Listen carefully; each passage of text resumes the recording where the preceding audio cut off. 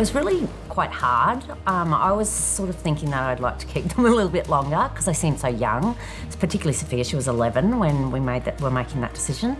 But opportunity-wise, here at Millmerran, we just felt like the girls needed a little bit more opportunity to explore what they were interested in. Well, we took the girls to a few schools to have a look, but we ultimately just let the girls make that decision, and Sophia and Scarlett both really loved Fairholme. We really loved the boarding situation because our girls are 3 years apart, so they would have been in separate boarding houses in other schools, whereas we really wanted them to still have that family connection. It was a bit lonely when you lose your kids when they're really small. But on the other side of that, our girls are really, really happy. And as a parent, you want them to get some opportunity, you want them to be happy.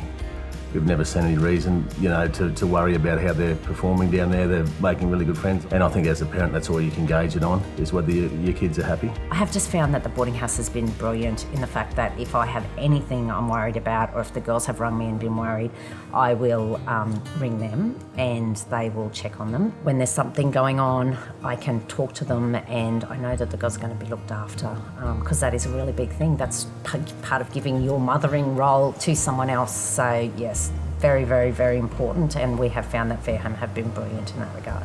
When we did our investigations as to which school the girls would finally go to, Fairholme were very strong in saying that they would support the kids in that way and make them independent and also nurture them. And sometimes you can take that with a grain of salt. Sometimes it happens and sometimes it doesn't, but in our regard it has happened even more so than we probably expected. It's just been proven that, they have supported our kids, and it's been really important in their development, our kids' development and our development, because we know now, after that having been through that experience, that's exactly what they do. Fairholme, to me, is like a school that you would never regret sending your children to.